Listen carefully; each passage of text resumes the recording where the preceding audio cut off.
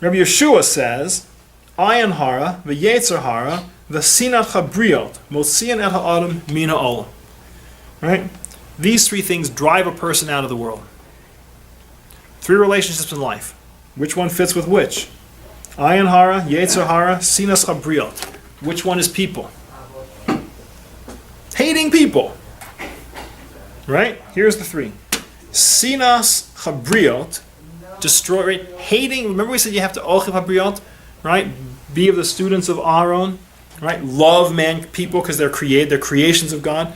To be a sinat chabriot, right? It doesn't say you're not hating anything in particular about them. Remember the Mishnah we had, it says, right? Be amongst the students of Aaron, right? Love peace, pursue peace, right? Ochiv habriot, love the very fact that this person is a creation of God. So this is the opposite. This says, I do not need any particular reason to hate you. You just stink. I hate you. Right? The reality is, you smile funny, and therefore I don't like you. Right? You stand a little too close to me when we talk, therefore I hate you. Right? Your face is not perfectly symmetrical, therefore I hate you. You don't have a good enough job, therefore I hate you. There are people who are just, they're dismissive. Again, hate, contemptuous. I'm not going to come and kill you. But you know what? You're not my friend. So what's ochev? So let's take sinas as the opposite of ochev. Ochev habriot. See good, take pleasure. Right? Love means you see good in someone and you take pleasure in that good. Sinat is the opposite. I see no good in you and I take no pleasure whatsoever in you. You are nothing. You are the same as a cockroach. I will tell you, there are people, you can walk around at Kiddush, and there are people who treat other people, even if it's not, they're not going to walk up and hit you. Right. But you know what? If you never came back again, they really wouldn't care. Right? Again, there's 700 people here, I can't know them all. Right. But so there's a difference between I don't know you, and if I got to meet you, we could become friends, and it happens to be that I'm shy and I'm lazy and I'm tired and I don't go make friends with you. That's a whole separate thing. But there are people who will dismiss you out of hand. You got a 40-person class or shul or whatever, and that kid, he likes Shakespeare, so we all hate him. Right? We despise him. We're contemptuous of him. He's an artist, right? He's a little effeminate. He's a little, whatever it is. I mean, think about the things that make people harm each other, destroy each other. You can be a perfectly nice, normal human being who's going to have a wonderful life, and no one will like you because your parents gave you a stupid first name. Right? No one will like you or talk to you or play with you. You don't have any friends because you don't have any tattoos. I mean, pick your, right? That's sinas chabriot. There are people who need hating. Right? There are people who absolutely need hating on. Right? Nothing better you can do than to smack that kid in the back of the head every time you see him. There are such people. Right? But that's not this. This is sinas habriot. I hate you for living. I've got nothing to do, right? I don't see any good in you and I take no pleasure in you. Your life is totally useless. Your background noise. Your background noise. It destroys your connection to humanity. It's a hard thing to get to. Because there are people who, you know what? Their face isn't symmetrical. And they do stand too close. And they don't understand how to tell a joke. And they don't understand social boundaries. And right? It's still a soul. It's still a person. Doesn't mean they have to be your best friend. Doesn't mean you have to invite them over. But you've got an obligation, we saw in the preceding mission, to find something good in them and take pleasure in it. Right? You can say no in life. But you have an obligation to be an ochev habriot, not a sinat habriot. That destroys your relationship with people. So now we get the next two. Yetzer hara and ayin hara. Which is your relationship with God and which is your relationship with people?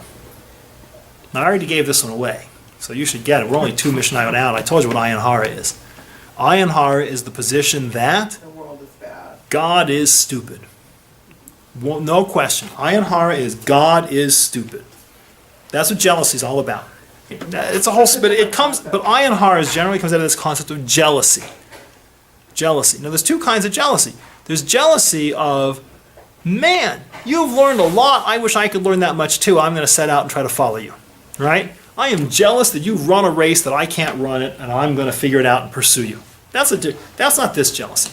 Ayin hara is I see that the world stinks. Technically, it's you have my stuff. You have, right? Ayin hara, I'm jealous of you. That should be my house, my wife, my money, my car, my health, my, right? It's God allocated the world improperly. When you look at someone else's stuff and you hate them for having it, you resent them for having it, right?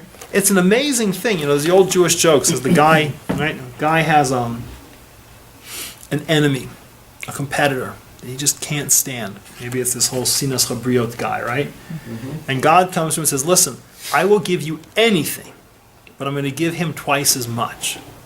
So the person says, fine, beat me half to death.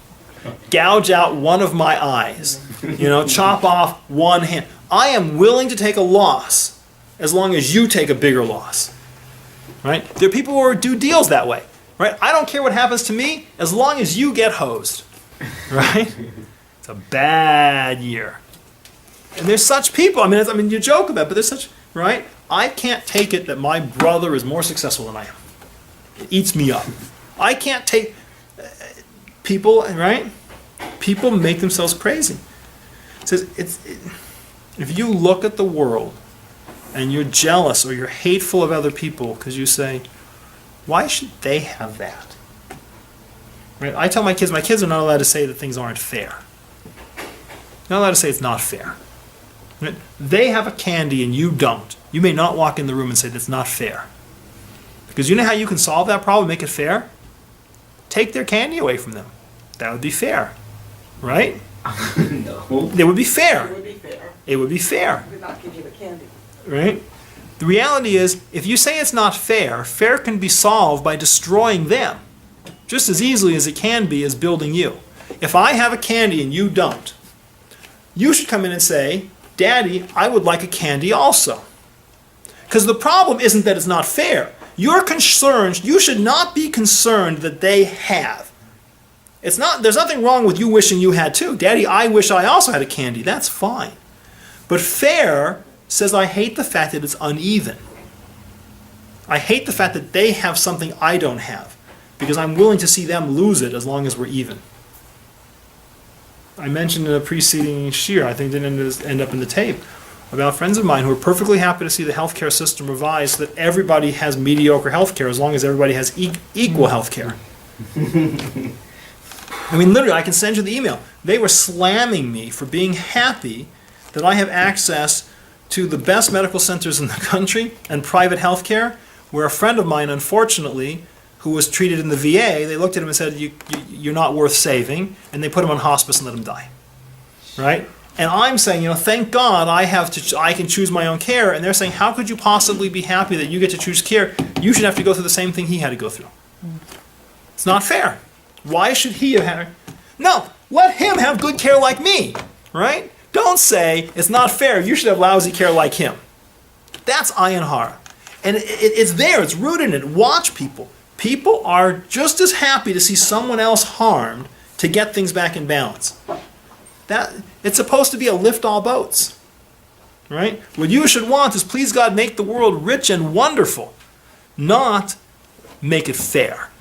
Ayin hara is I look at the world and I say, God blew it, and he gave my stuff to other people, and I want him to take it away from them so I can have it. So that means the last one, Yetzer hara, is a hatred of yourself. It's a destruction of yourself. What's Yetzer hara? Yetzer hara is boss, it's giving in to Yetzer hara. But Yetzer hara is, I've got a drive and a taiva and a hunger, and I am too weak to stand up to it. See, you have to choose as a human being. Yetzer tov, Yetzer hara. What you feel like doing and what you know you should do, what you choose to do, right? It's all about will and drive, which is why Yetzer hara is called a drive for death. It's a drive for death. Because it's a drive. See, you've got a will and a drive. I feel like doing this. I feel like sleeping, but I know I should get up. which do you act on? Right? I feel like, taking your stuff, but I know I shouldn't. Right? Right? I feel like, but your whole Yetzer Hara is this physical drive. Right? The devil, see that, the outside world believes in Satan, as an outside force. We believe it as an inside force. It's not an outside creature that has the ability to compel you to do evil. It's you have a drive to act in ways that are inappropriate. But you have a knowledge of what's right. The ultimate battle of being human beings, we are ultimately creatures of Bechira, of choice. And the ultimate choice is, do you do what you know you should do, or do you do what you feel like doing? Right? You see a guy who's, a certain point in, you don't feel like eating. But if you don't eat, you're not going to survive. Are you a creature of will? You're a creature of drive. I'm a creature, what are you? The worst slander on a human being is the question of nature versus nurture. Right? The outside world asks, are people driven by nature, or are they driven by nurture? So we say neither. You're constrained. Nature is what you physically are. I cannot run an Ironman. Right now I can't do it. Right? I've been so cut apart I physically can't run. I can hobble enough to do a triathlon. Right? I cannot be a fighter pilot. My eyes don't work. Right? Some things, nature influences what's possible for you. So there's no question it constrains you. Nurture, the same thing. What your parents taught you, what your society taught you, so they constrain your life, they influence your life. But ultimately the choice of do you choose to do good or do you choose to do evil, when push comes to shove, it's up to you. There are things you don't know the difference. Right? That's the kid who's been kidnapped and raised by aliens. Right? A kid doesn't necessarily know what's what. But when you get to a confrontational choice in your mind between what you know you should do and what you feel like doing, should I take that candy or not? Should I fake and pretend that I've made $67 billion for people when I really haven't made anything and I've spent the money on yachts? Or not? Right? Ultimately, everything in your life, you are, when I said this, tshuva and Torah, it's all in your head, you are ultimately a creature of pure will and nothing else. And it all comes down to one choice, repeatedly, and it dresses in different clothes. But everything, this whole opera, everything comes down to one thing. When you are confronted with what you feel like doing versus what you know you should do, which do you do? Do you do what you know is right, or do you do what you're driven to do? And let me tell you where the slander is. The person who thinks they don't have the strength to do what's right. That's Yetzer Hara. That's why it's a hatred of yourself. You should know that in every challenge, when God says choose life, He gives you the ability. You may not take it, you may waste it, but in every confrontation between what you know you should do and what you feel like doing, God promises you, you have Bechira. It's not always easy, but you have that ability. So these are your three relationships in life. Relationship with God, which you can destroy through Ayin Hara, through thinking he's stupid. Yetzer Hara, your relationship with yourself, and you can destroy it by thinking you're too weak to control yourself. Right? And Sinas Chabriot, a relationship with other people that you can destroy by failing to see good in them and taking pleasure in it. That's our Mishnah.